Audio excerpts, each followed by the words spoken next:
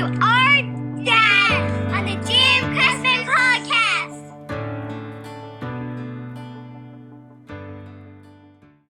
I'm excited to have someone on that I respect so much from the publishing world. I've been trying to find someone, procure someone to come on the podcast and talk about all things publishing. And finally, we've got Canadian Music Hall of Fame inductee Mike McCarty, who is the CEO of the Kilometre Music Group. Welcome, Mike.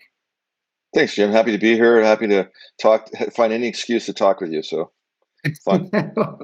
Well, you don't have to work that hard for an excuse to reach out anytime. Just so you know, the invitation's open. But yeah, I'm here to learn. I'm here to learn from you. Well, I don't know how much of that's going to be happening, but you may learn how inept I am in this particular field as I ask you questions. But that's okay. We'll roll. It's one of the great things about podcasting is you have to have a degree of humility because you're always tapping experts and you're always learning. So this has been fun. But tell us a little bit about the Kilometre Music Group and what you guys are up to, because this is an interesting endeavor, hot off the heels of your tenure at SOCAN. Yeah, it's really exciting. It's a company that was started by we have several partners. One, Gavin Brown, who's a fantastic writer, producer, musician, entrepreneur.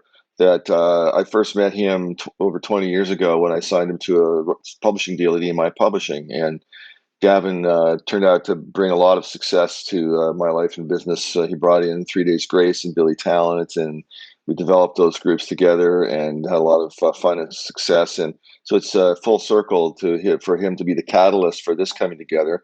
My other partners are Rodney Murphy, who was my vice president of A&R at SOCAN. And, I've thought so much of Rodney and his capabilities that I said to Gavin that we can't do this without Rodney. And so we brought Rodney in. And corporate partner is Barometer Capital Management, which is a Bay Street firm. It's a boutique investment firm. They have about $1.5 billion under management. They call that boutique. I call that a lot of money. And together we're working we're raising $200 million US, and we're using it to buy catalogs, publishing catalogs, and royalty revenue streams from other various music sources. But there's a bigger mission to it. And when Gavin called me and say he had met the chairman of Barometer Capital, which is a guy named Greg Guichon, and who I know Greg for a long time, and Greg and I had chatted about this kind of thing for a long time, but I wasn't able to really express the kind of vision that it would have. This would have to have for me to want to be involved. And so I said to Gavin, I don't just want to buy catalogs of, that's not that interesting on its own. There has to be a higher purpose to that. So the three of us got together and we brainstormed. We compared our notes, and we all feel the same way. And that is that Canada is killing it in the world of music. And we'll get into that deeper a little later. Most Canadians don't understand how hard we're killing it around the world right now. And we all believe that the music ecosystem is a delicate thing. Like all ecosystems are delicate. You kill that butterfly and this happens across the world to a rainforest type of thing. And we really believe that this enterprise and this initiative will make a positive impact to the sustainability of the Canadian music ecosystem, because we want to make sure that Canadians have opportunities, for generations to come and years to come in music. And we sometimes take it for granted that the opportunity set that's out there for Canadian artists and musicians and what have you, and songwriters. And but it's the result of this ecosystem that I'm talking about, and it could go away tomorrow.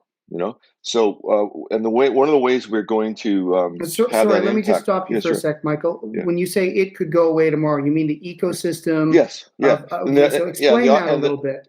Okay. So, actually, just let me get to the end of my pitch on this first, and we'll go. Keep going. So, in addition to bringing back the rights of famous Canadian music to Canada, and therefore the royalties associated with those rights. We're repatriating rights of famous Canadian songs. and bringing those royalties back to the Canadian economy and therefore, the Canadian greater ecosystem. We're also investing up to 20% of the fund, which is $40 million US, in new signings. A combination of signing known writers and developing unknown artists. And so that's a significant investment in the future of Canadian music business. And we have a space that we're opening up in Toronto, right across in the Art Gallery of Ontario, that has 6 recording studios, 2 sort of major rooms. That there are 5.1 rooms, and the rest are just writer rooms. And we're creating an incubator, if you will, for next generation of Canadian artists. And this is kind of what all 3 of us have been doing this all our careers, but now we're coming together to do this in a really intense and organized and strategic fashion, backed with a lot of money. So that's why we think it's going to have a positive, lasting effect in the Canadian music ecosystem. So what I mean about the ecosystem could disappear. So, kids growing up in Canada today really don't understand it. Kids don't know how bad it used to be. We used to have to walk 4 miles to school. Here we go. Yeah, here we go. So when I was growing up, one of the major things in the Canadian news all the time was the phrase brain drain. And it was mostly around science and technology and medicine, so they'd STEM say fields. STEM field, yeah. And people would go work for NASA or whatever, and we couldn't keep our aviation manufacturing and design going because everybody left, and there was no opportunities in Canada. So so you grow up in Canada, you get schooled by taxpayers' dollars, but you end up going to America, and then you saw that in entertainment too, and people just took it for granted, especially in entertainment, that, well, if you want to have a career in music or film or whatever, you got to go to Hollywood, you got to go to New York. And that's certainly the generation of Canadians that made it internationally. When I was a kid, that's certainly what they did. Neil Young and Joni Mitchell and the band and Gordon Lightfoot. And I personally wanted to be an astronaut. I wanted to be an astronaut so bad, I basically walked around with a helmet, space helmet on the whole time, And then one day, I was looking at all my astronaut books, and I said, you know what? Astronauts only American and Russian. Only Americans and Russians can be astronauts. That's what I thought. And that's one of the reasons why I'm so sensitive now to people who say they need a role model to imagine them having to be able to do something, because that certainly was the case with me. And I wasn't smart enough to realize there'd be one day, people from all over the world would go to space. But that's the way I thought. So I abandoned my dream of being an astronaut. And then you saw this in music. So if you had a dream to make it in music, you moved to the United States. And Canadians also, we had a second class citizen mentality, inferiority complex, and that there was a national inferiority complex, and that still exists today. It's like if an artist bursts worldwide or even in the United States, they will get so much more love here at home. It's just such a interesting dynamic. Even if they ground away for 5, 10, 20 years here, the minute they break someone else, all of a sudden it's like we want to stake ownership on them. Yes, it's true, but it's not as bad as it was. And I'm talking about beyond music. I'm talking about there was a national inferiority complex, except in hockey, and I personally can trace the rise of Canadian self-identity and pride and nationalism, and I think that somebody should do a study on this someday. It follows the introduction of Canadian content regulations, I think, because all of a sudden Canadians heard music and saw television and movies by themselves, about themselves, and never had before, and to any real extent.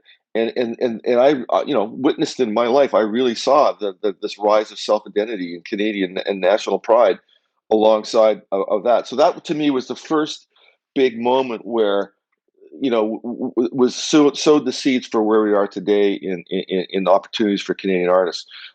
And most people, and under the age of the 50s, I guess, would not understand this. But the reason why the Guess Who is called the Guess Who is because they knew if they were identified as a Canadian band, they would never get on Canadian radio. It was that bad. If you were Canadian, you sucked. Yeah, they actually told people they were a British invasion band in the very That's right. beginning. Yeah. The label at the time, right? And what was Yeah. it? Capitol at the time? Who was it? Quality Records. Quality, right? And Yeah. and so when Stan Cleese introduced the concept of Canadian content, and there was this demand to make sure that 30% of all content being played on radio was Canadian. Right. How big was the backlash at that time? Did you have a bit of a finger on the pulse to understand what it looked like back then? Yeah, well, I was still a kid, but I was so passionate But you were about music. paying attention. But I was paying attention, and it was extreme. I mean, radio really didn't like it. And now in this point in my life, I'm more mature about it, and I realized that a lot of the backlash was radio didn't want the government telling them what to do, but that was what was necessary to get radio to allocate some of their shelf space, which was playlist time, to Canadian music, because literally it was that bad. If you were Canadian, you sucked, and we weren't going to play you. And so the Guess Who, when Quality put out the record, to the promo copy of the record of their single of Shakin' All Over to radio, they wrote "Guess Who?" on the label, meaning we want you guys to guess. Like you'll never guess this is a Canadian band. But the disc jockeys heard the record, they loved it, they put it on the radio, they said this is Shakin' All Over by the Guess Who. So then the band had to change their name to follow what radio was calling them, right? But that's how bad it was. So fast forward, let's zip through time, speed it up. Canadian content regulation came in, then you had several generations of artists that had success only within the Canadian borders. But had massive success within the Canadian borders, like a Tragically Hip or a Blue Rodeo or what have you. And by the way, I believe that is actually a sign of success. At the time, a lot of people were saying, "Oh, look, they can't even make it outside of Canada." But by that time, I was president of EMI Publishing Canada, and we were having quarterly international meetings of all the managing directors from the company, going to Florida or New York or London or whatever. And the way our meetings worked was that the head of every territory had a half an hour or 40-minute time slot, and you got up and you played music and talked about what was going on in your territory, things you'd signed and that kind of thing. And I started to realize, hey, wait a second, every big music country has a whole bunch of stuff that never makes it out of the country. And it's massively successful within their own territory, and they never make it outside. Like England with, Madness back in the, I don't know if it's the 70s or 80s, but, like that. Every country's got their Tragically Hips and Blue Rodeos. And so that it clicked on me, oh, well, this isn't a failure of Canadian content. This is a massive success story, because now finally Canada has those groups too. Massive inside Canada, and nobody in the rest of the world has ever heard of them. It's kind of like milk and cream. You can't have cream unless there's a whole bunch of milk for the cream to rise to the top on, right? So that was, I think, a major maturation inflection point for the country. And then you had a couple of generations of Canadian artists that broke through internationally, like Bryan Adams and Rush and Alanis Morris. I mean, we started to have a lot of international success. International success. Yeah. And probably, I don't know, it might have been the Guess Who initially, and then maybe Bryan Adams after, that broke the stigma that really existed outside of Canada against Canadian artists, especially in the American music industry. Certainly initially, before the Guess Who for sure, and even maybe sometime between them and Bryan Adams, American music industry people, they hear about a Canadian rock band and they just sort of roll their eyes. And it's just because there's no real reason other than it's just because, So then these artists broke through that stigma, and then kids could grow up in Canada dreaming of having international success and not having to leave the country per se. So then along came Drake, and I think Drake is the second major inflection point after Canadian content regulations. Also, sorry, in between, we have the grant system, so there's nowhere else in the world that artists starting out in trying to have a career have more support and opportunities handed to them in Canada. You're Between talking Canadian about content, Factor and Star yeah, Maker and and institutions like that. OMD and all these things. I mean, people in other countries are jealous of what goes of the opportunities that people have here. So that whole grant ecosystem came in, and it worked, symbiotic with CanCon, and you had all these generations of artists that most weren't successful internationally. Some were, and huge. Some were huge in Canada. We had an industry. Um, and then Drake came along, and the thing on Drake is that most people don't understand this, that Degrassi is the reason why he broke through. So there was more stigma in the American music industry against Black Canadian artists than there ever was against Canadian rock music or Canadian country music or whatever type of music. It was really serious, and it wasn't. Again, it's just because, well, you're not this. It's not that you're Canadian. It's, well, you're not this, and he or she isn't that. But Do what you happened think with that? Drake? Do you think that part of that had to do, just to stop for 1 sec? Do you Yeah, think part of that had to do with the fact that a lot of the ecosystem, especially in the hip hop community, which was dominated by Black artists at the time, really was centered in L.A. and New York? And I would imagine that if you were a hip hop artist at that time in the '80s out of Texas or North Dakota, you would have faced similar yeah, challenges that Canadian hip hop yeah. artists of color would have faced at that time, That's a great correct? point. I agree with you totally. In fact, Atlanta had the same thing. So you had New York, then you had LA, and then Atlanta, right? And I Yes. remember when I became president of EMI Publishing Canada, for the previous almost 6 years, I'd been working for the company and a predecessor company in LA.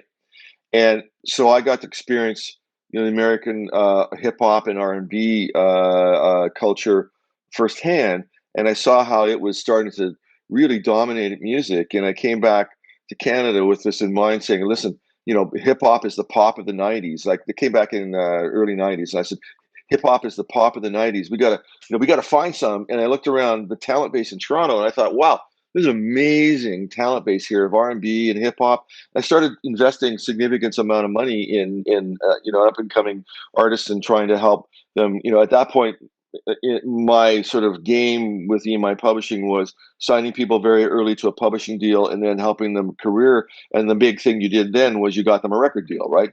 But one way or the other, making demos or whatever, however you got it. So I invested all this money and couldn't get a record deal for anybody. And unlike with my rock acts, I couldn't get the American offices of EMI to support these people and help them get record deals and whatever. And so I remember I got frustrated with this. So I had some the chairman of EMI, Marty Bandier, pull some strings and get me a meeting with Dallas Austin, who at that time was one of the big EMI writer producers, and he was huge in American urban music production and writing, and he was based in Atlanta. And my whole pitch to him was, listen, there was a time, you remember there was a time when you couldn't get arrested because you're from Atlanta. I said, but you knew there was a big talent base here, and you knew one day it would change. I said, well, Toronto is the next Atlanta. And he listened to me really politely, and and I gave him some music to listen to, and never heard back from him. but that's what I felt. I felt that Toronto was the next Atlanta, and it was. But nobody took it seriously until Drake came along, and then and it's all because of Degrassi, and because nobody in Canada understood that Degrassi was a huge cult hit in America on Nickelodeon, Yes. and Among teenagers who ended up growing up a little bit and then becoming his audience. exactly. I mean, and I didn't know that until shortly after. So biggest mistake of my career was I didn't pass on Drake. I just observed Drake for about a year, wondering, like, what's going on? Why is this happening? He was number one and number two on MySpace at the same time, and but I didn't understand that he was starting to boil over on the underground on the street in America because of this audience he had from Degrassi. And so, actually, my U.S. office, Big John Platt, now just John Platt, who's now the chairman of Sony ATV Music Publishing, he was our VP of urban music in New York, and he called me one day and he said, "I'm coming up to Toronto to sign Drake," and I said, "But John, he's not this, he's not that, and he's not this, and he's not that. All the things that you guys tell me you have to have. And he said, yeah, I know. That's what makes him great. But really, what made him great was everybody in American business that had a finger on the pulse of what's going on in the street could see he was blowing up. So it didn't matter what the industry thought, the people had spoken. That's the reason why Drake broke through, is because the people spoke. If it was just up to the industry, they never would have let him through. Well, I think sometimes there's almost like a discrimination against artists who are famous in other domains, right? Like the Disney model, Ariana Grande being a perfect example. It's worked really well to take her from acting into music and be very successful. Obviously, Drake. But as artists age, Kevin Costner, who's been relatively successful, Johnny Depp, Bruce Willis, and they decide they want a music career, it's like it oftentimes falls flat on its face. Yes. So Drake really was an anomaly at the time, especially. Yeah, and come on, face it, he's incredibly talented and one of the smartest, artists in the world, and has such a such Canadian ethic that he has managed to stay, pretty grounded and keep himself surrounded by the people he came up with and who keep him honest, and they all keep each other honest. And it's a really incredible story. So he certainly deserves every single scintilla of success he's had. And I'm not saying, that that's not the case, but I just think that the industry would have thrown so many hurdles in front of him, he never would have made if it wasn't Degrassi. But my point about Degrassi is that, so Drake himself, from a music career point of view, is not necessarily directly a product of a Canadian greater ecosystem support system, but Degrassi is on the screen side of things, screen media side, because Degrassi is part, the Canadian support system between Canadian content and grants, also in tax credits, especially in that business, all come together to support an ecosystem in the film and TV business, like there is in music. So it's because of a TV property supported by that ecosystem, there is Drake, right? So anyway, so let's talk about how big Canadian music is in the world right now. I believe that the sound of popular music in the world today is controlled by people from Toronto. End of story. And I already kind of felt this way. This was sort of front of in my mind by the time it came to SOCAN. So for people who don't know, and why would they? Before I started this company in December last year, I was chief membership officer at SOCAN for 7 years. Yes. SOCAN, not many people will think of it this way, but SOCAN is actually Canada's biggest music institution in terms of every metric you want to. It's bigger than the Canadian offices of the American, labels, and there's it's like 300 people that work at SOCAN. And correct me if I'm wrong, they pay out about $500 million a year in royalties. Is that correct? To publishing companies and songwriters and writers? Yes. Yeah. Crazy. It's big. And so the beautiful thing about the SOCAN position was all of a sudden I was in the catbird seat. I could see everything going on everywhere, and it reinforced what I was already feeling. And it actually did it in a way that just astonished me.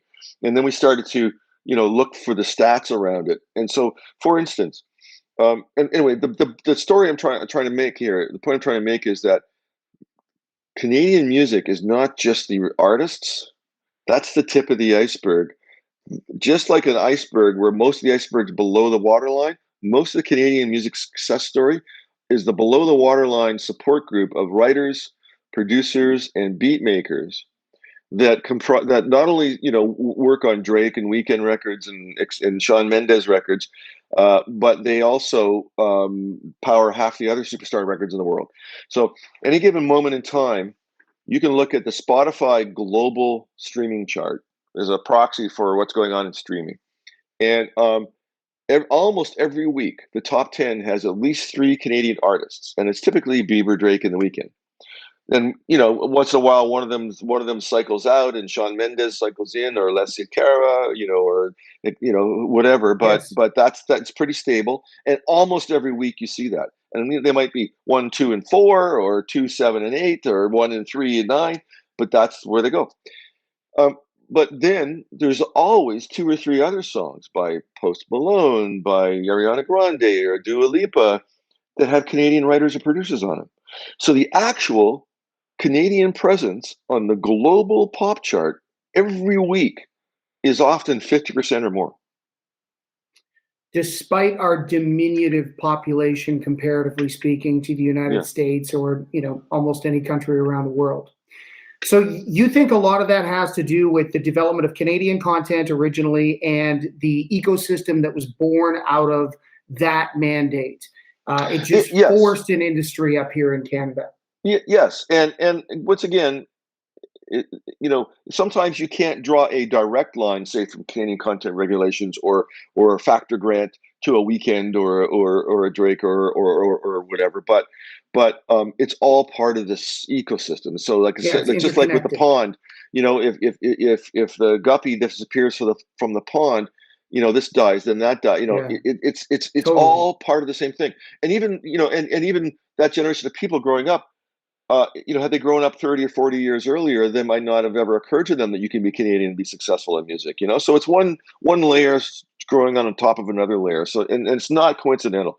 And so anyway, one of the things I learned at SOCAN, I started to see this pattern of all these beat makers and producers and writers, on the current pop and hip hop records that were SOCAN members. And we did the math one day. This is about 5 years ago, I'd say. Rodney Murphy and I did the math, and we'd concluded that at that time there was 60. Now there's at least 80 members of SOCAN in the greater GTA, let's say, Niagara to Pickering type of thing, that are co-writers on Drake and Weeknd and Shawn Mendes and Bieber records, and not including those guys themselves. And this group of people, SOCAN was paying millions and millions of dollars a year in royalties to. And, so it just blew my mind to find that out. And honestly, Jim, I think that if somebody was to do a study and you could somehow quantify how much a country is punching above its weight in the global music market, I think you'd find that Canada is punching above its weight more than Britain did during the British invasion with the Beatles. I really think so. We need to get on that because the data and analytics are available to us today, and we probably could quantify it. Yeah. So this is really interesting. So like you said, you were in the catbird seat at SOCAN. You saw this profound influence that Canadian music was having on pop music and other formats around the world. And that really grew this desire to repatriate some of the biggest Canadian songs of all time back to make sure those dollars are coming into Canada. Yeah. But what I love that you've done with Kilometre, above and beyond that, is you've also carved out something for the future by investing some of those dollars back into the next generation of who may be the next great crop of songwriters, right? So tell us a little bit about that. Yeah. So, well, first of all, that's a skill in a success tracker record or whatever that all three, the key partners, myself, Gavin Brown, and Rodney Murphy, we all have it. We've all done it our whole careers. Everything from, talking about Gavin. So I met Gavin because Bernie Breen, who's a well-known Canadian music figure, manager, used to manage Tragically Hip for a long time, and is very significant guy. He managed a young woman named Alexandra Slateholm, and actually she was the daughter of my kid's kindergarten teacher, which was really interesting. That's circle of life type thing. And so I decided to sign her to a publishing deal at EMI, and together Bernie and I were going to help develop her and get her a record deal. So decided to do some demos, and Bernie said, "Oh, I know a guy who could produce them," and I won't mention his name for reasons that'll become obvious. And that person put a studio band together and started making these demos. And the demos weren't coming, and they weren't coming. And we would call the producer and say, "What's going on?" He would always have excuses. And so finally, I got a phone call from this guy named Gavin Brown, who was the drummer on the sessions. And Gavin said, "I bet you're wondering where those demos are." And I said, "Yeah, we're getting, starting to get antsy about it and frustrated." He said, "Well, you're never going to get them." I said, "What do you mean?" He said, "That producer can't finish anything. Everybody knows that he's got this thing that he just can't ever let it go. And I said, okay, so what should I do? He said, fire him and hire me.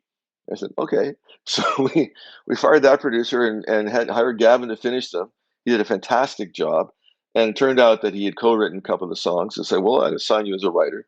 The next thing you know, Gavin calls me up one day and he said, I just heard a demo from this band called 3 Days Grace.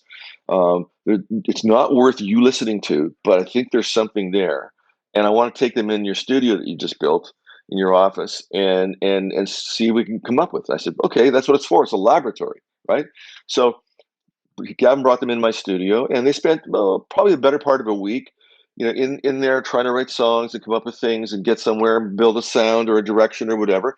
And about I'd say once a day or once every couple of days, they would emerge from the studio, and you could see the looks on the faces. You could see the dynamic. The band were really frustrated with Gavin because he'd obviously been telling them they're not there yet, and they'd come into my office to play me the stuff what they had, and the band was frustrated but proud of what they had, and they play me the stuff, and I'd say that's okay, and so they'd look at Gavin, and Gavin said, I try to tell you that too. And so they go back in the studio, and the next day the same thing, repeat each other, but it got better and better. And then one day, about 4 or 5 days in, they played me something. And I said, wow, I love that chorus. And the band starts high-fiving each other. And I said, it would make a really good verse. And they said, what do you mean? And I said, it would make a good verse. Then you have to actually, write something even better for the chorus. And if you did, it would be an amazing song. And they said, you mean it has to be that good? And I said, yeah. And Gavin said, I've been trying to tell you guys all week that. And Jim, this is one of my favorite stories of the development process, because you could literally see the lights go on. You could see the lightning bolts in the eyes of the band. And they looked at each other, and you could see bolts go across the room in this crisscross pattern. It was an amazing moment. They rushed out of the room, back in the studio. And that night they wrote I Hate Everything About You, which is a song that got them the record deal and with their first big hit. And now it might have been about me, I don't know, or maybe. But that idea, just to stop you there for a second, and I think this is really important for development artists who are listening to this podcast. The idea that you want to have a vision for what you are and what you stand for an artist, but that you need to be a coachable individual.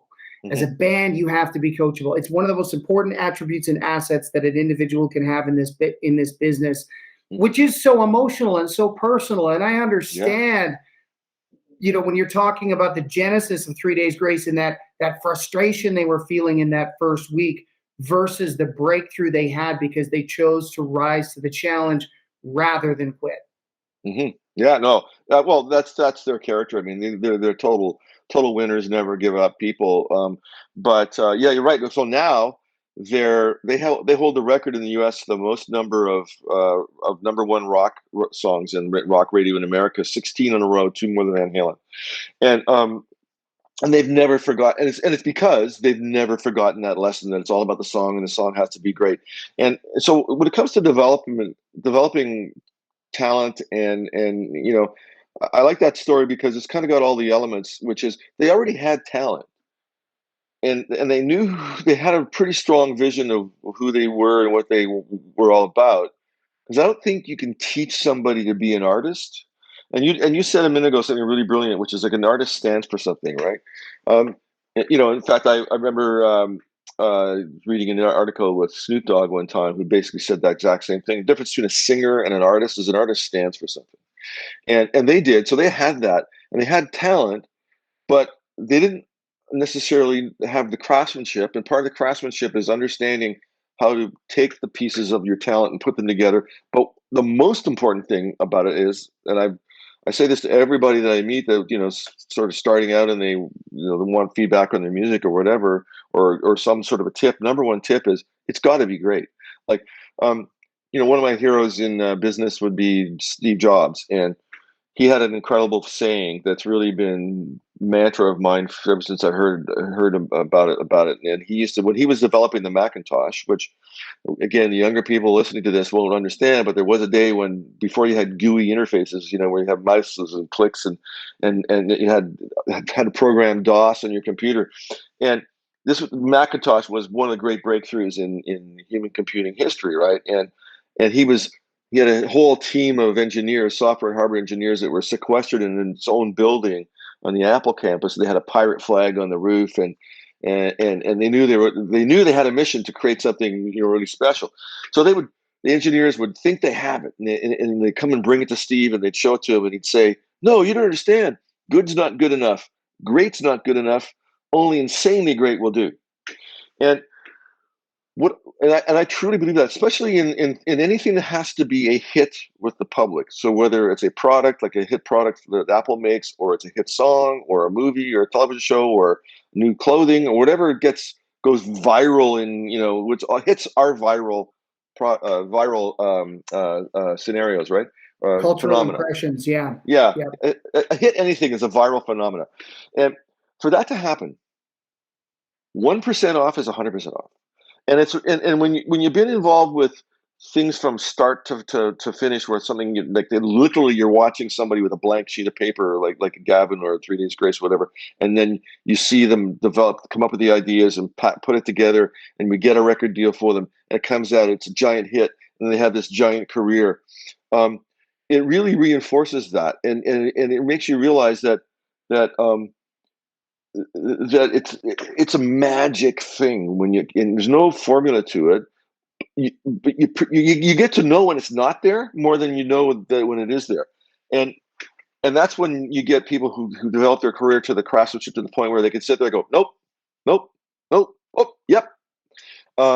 It's a gut thing, right? And so I call it a quality thing, but everybody has a different idea of what quality in music is, and it's very subjective. Yeah, personally, to me, quality in music is that indefinable thing that will light people up and change the hearts and minds of millions of people, and call it a hit.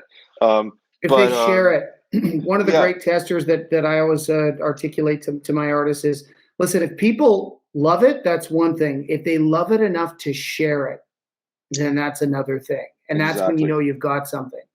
Exactly, and oddly enough, that's how most of the algorithms on the streaming platforms work too. They really care about whether somebody is sharing it or listening to it and repeatedly.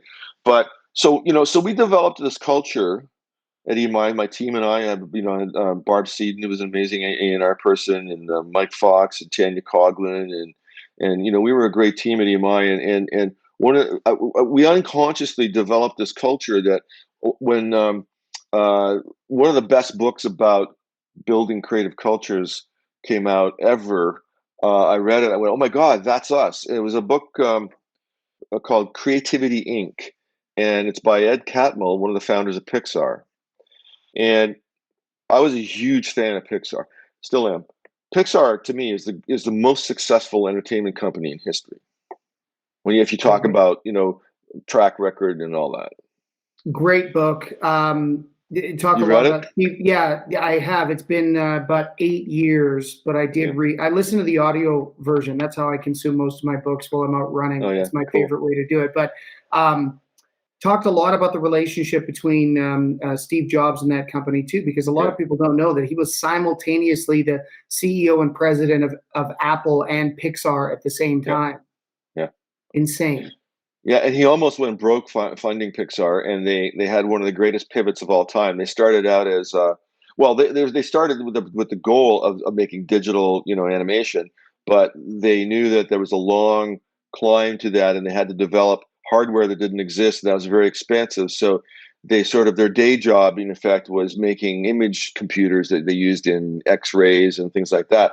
And it wasn't really a very successful business, and he bought into their vision, and he almost went broke financing them, and but then look what happened, right? But the culture that they developed was one that I felt that we had developed in my EMI team, and I try and have carried everywhere I've gone since. And that is that, first of all, it's got to be insanely great, and secondly, the way that they collaborate together is that they're brutally frank about what they think about the thing that they're working on. And they teach each other that when I criticize the thing we're making, I'm not criticizing you. And that's probably the hardest thing to understand as somebody, in a creative loop. Like, so if you and I are writing a song and you can, hey, what about this, Mike? And nah, no. Well, a lot of people get wounded by that. And I'm saying, no, Jim, you don't suck. That idea is just not very good. But we have to both agree on what we're trying to achieve and when we're not there yet. And if we have any talent at all, then all it will take is hard work to get there. So understanding when you're not there is one of the hardest things. Everybody, we're humans. We think our shit don't stink. And just because I created it, I think it's great. And that is a trait that all humans have, and you got to overcome You're too close to it. You're too close to it, and you do need people around you. This is why, again, this is so important for artist development. It's like you need to have a manager, agent, team, publisher, someone who can coach the absolute best out of you, who knows what you're capable of, understands your potentiality, and forces you to that place. If you are a dominating force, if you're the kind of person who says, well, if you critique me, your job might be on the line, you're not going to get anywhere. You really need to have a rapport with a manager that is going to be able to give you critical feedback. And it is so important for people to understand that. And it doesn't mean you need to be dominated. It doesn't mean that your manager needs to put their stamp on everything, but you have to have someone on your creative team who knows what you are capable of and will push you to get there. Yeah, you're absolutely right, Jim. And it's astonishing what happens when you do have that that sort of quality filter, and you won't stand for anything less than insanely great. Because the visual metaphor I have is, as we're trying to get somewhere in the music business, you're always pushing and pushing and pushing against this brick wall, and you think, man, it's I'm never going to get through that wall. And then what happens when you create that magic thing that is insanely great, that all of a sudden with no warning whatsoever, you're pushing against that wall, all of a sudden the wall collapses. And you fall in on top of the bricks, and you're lying there with all this dust and that, and you're looking at what happened, and then you look behind you, there's a herd of elephants coming. It's like, it's that much of a binary switch. If you just make that piece of music that is insanely great, and everything happens, everything you worked so hard to try and make happen, and all those doors that were closed, all of a sudden suck you in like a vacuum. It's just incredible to watch. It's absolutely incredible. You worked so hard as an artist to get to a place where you're going to live in the land of yes. Yes, we'll play your song on the radio station. Yes, we'll book your show for this live event. And then when you truly do break through, I always tell artists, it's funny because, as you just said, it's binary. You start living in the land of no, we can't perform in your 1,000-seat club anymore because we can sell out the arena. No, we can't be affiliated with this sponsorship program anymore because it just doesn't meet our standard. Like, it's a very interesting dichotomy, and you have to have your wits about you to navigate it. No doubt about that. And it's always a song that gets you there. Absolutely. No one cares. No one. I always say this too. And Brad Belanger, who manages Sam Hunt and Dustin Lynch, was on my podcast, and I credit him for this. No one gives a shit till you have a hit song. Like, you can go work on your live show and build up your TikTok and urge people to follow you on Spotify. All of that is important, and you should be doing that on a daily basis. But no one cares until you write a hit. No one cares until you put out a hit. So that's the most important thing. Back to artist ownership of their own music. So an artist, songwriter owns their own music.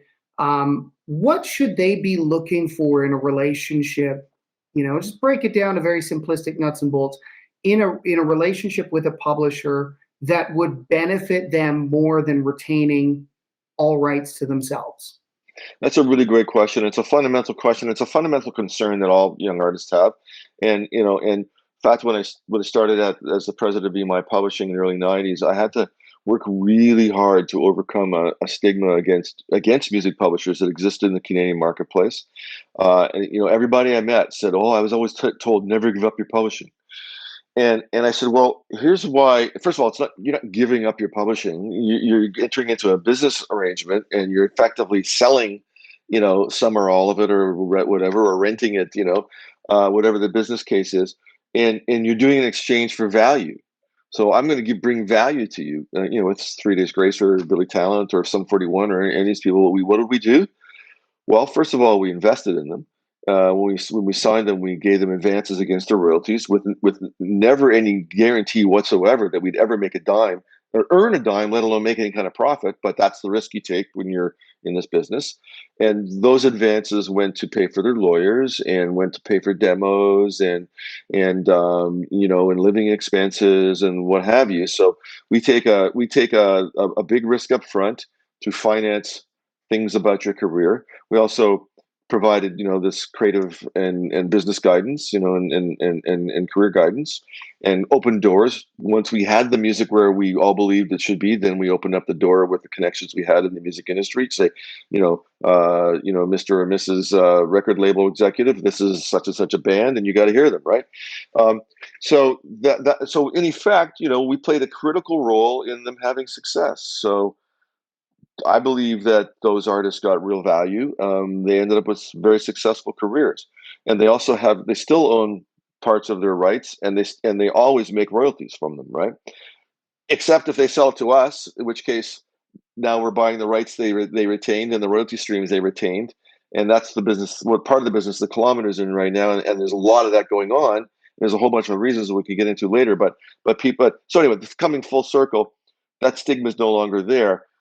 I always say, if my kids wanted to be in the music business, I would say to them, okay, try and get to the top of the mountain with your rights intact, never having sold off any of your rights. Okay, Dad, can I have 20 grand for this, that, and that? And I'd probably say, go to a publishing deal, right? So what does somebody early in the career need? It depends on what you need. So generally speaking, people need financing, people need guidance, and they need doors open for them. And well, the other thing is you may generate more money for them as well. Like, I always sort of equate it in my mind to hiring an agent. Yes, you could not pay an agent 10% and book all the gigs yourself and keep all the money, but a well-connected, respected agent who has a real understanding and knows how to navigate the marketplace will take your $100,000, $250,000 that you're booking per year and hopefully multiply that times 3, 4, 5, 10 times at some point. It's not dissimilar to your world. You're taking a piece, but you're expanding the overall business. Exactly, and it's obviously in our interest to do that too. It's in our interest to make sure that you earn as much as possible, so we recoup our advance and make a profit and stay in business.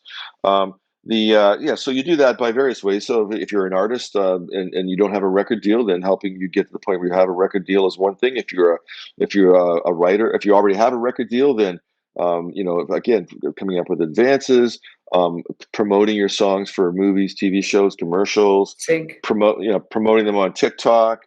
If you're a writer looking for collaborations, then the publisher can arrange collaborations.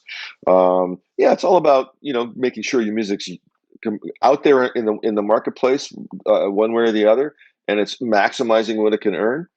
That you're collecting all the pennies and counting them properly and paying properly, and also playing other roles. I mean, the industry we're in. Companies belong to trade associations, and trade associations lobby the government for better conditions for your business and better copyright rules, and it all connects, right?